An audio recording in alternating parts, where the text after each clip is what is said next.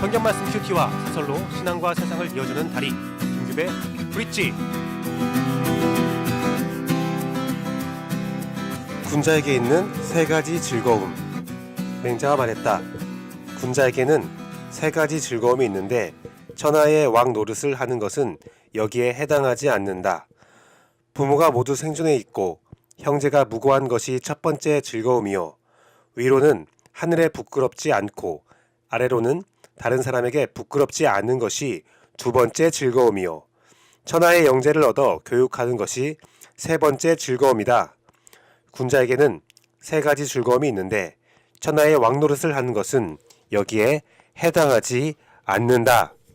군자가 되고 싶다는 생각이 들었습니다. 군자의 즐거움을 추구하고 싶어졌습니다.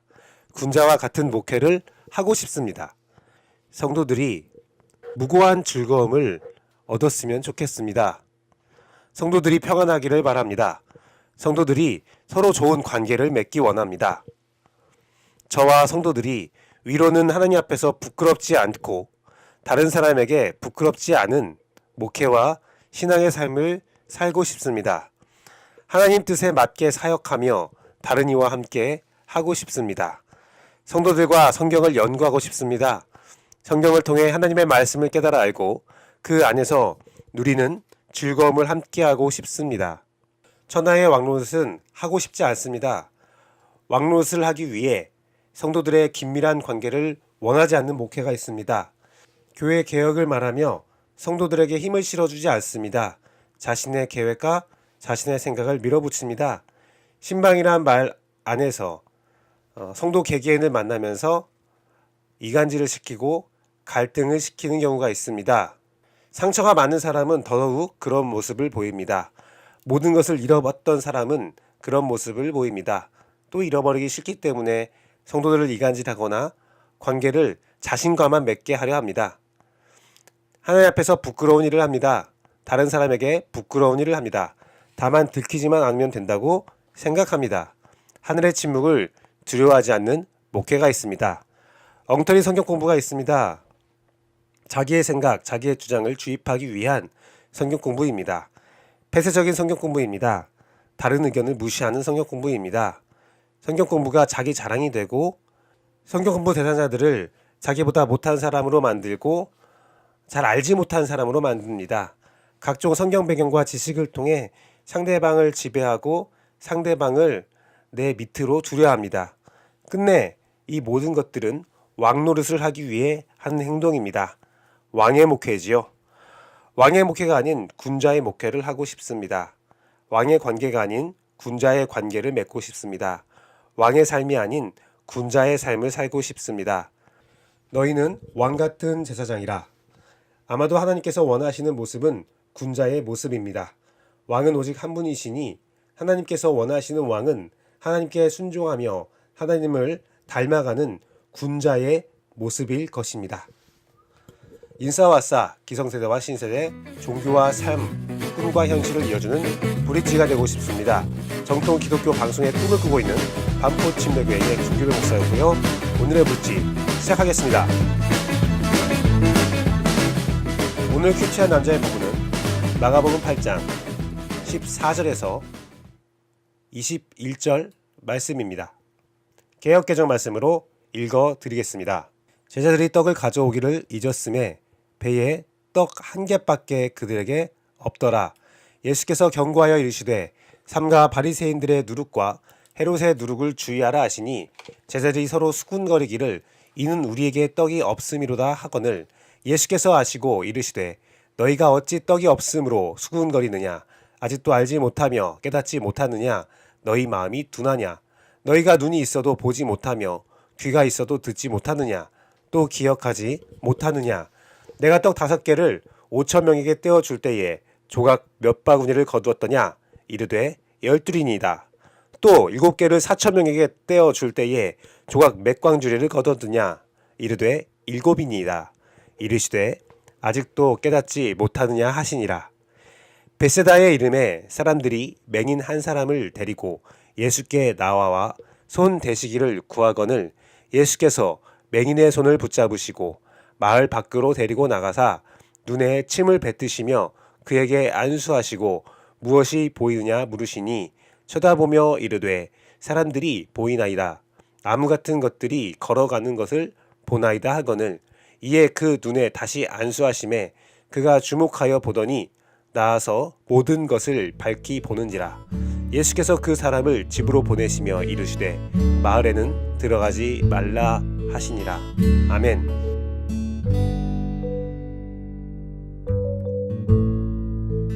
누룩을 주의하라. 마가복음에는 굶주린 백성을 먹이시는 사건이 2번 나옵니다. 한 번은 떡 5개와 물고기 2마리로 5,000명을 먹이시고 12광주리가 남았으며 한 번은 떡 7개와 물고기 2마리로 4,000명을 먹이시고 7강주리가 남았습니다. 비슷한 사건이지만 미묘한 차이점이 있습니다. 가장 중요한 차이점은 먹이신 장소입니다. 오병이어는 갈릴리 즉 유대 지역이고 칠병이어는 데가볼리 즉 이방인 지역이었습니다. 그래서 신학자들은 오병이어는 유대인 12지파에 대한 완전한 구원, 채우심으로 해석하고 칠병이어는 7강주리를 통해 이방인에 대한 완전한 구원을 의미한다라고 말합니다. 즉 예수 그리스도는 오병이어와 칠병이어를 통해 온 민족에 대한 구원의 뜻을 열방에 선포하신 것입니다. 그리고 제자들에게 경고하며 바리새인과 헤롯의 누룩을 주의하라 말씀하십니다. 제자들은 그 뜻을 알지 못했습니다. 그래서 주님은 오병이어와 칠병이어의 남은 광주리 수를 강조하십니다. 그리고 맹인을 치료하시면서 보이지 않는 자를 밝히 보이시게 하십니다. 오늘의 말씀의 구조는 많은 의도가 담겨져 있는 구조입니다. 남은 광주리 수를 강조한다는 것은 남은 광주리 수를 통해 전하고자 하는 메시지가 있음을 명백하게 보여주는 것이고 그것이 온 민족에 대한 구원의 뜻임은 우리가 한번 살펴보았던 것입니다. 그렇다면 누룩은 무엇일까요? 누룩은 무엇인가를 양분 삼아 자기는 세력을 성장시키고 양분된 것은 부패하게 만드는 작용하는 생물입니다.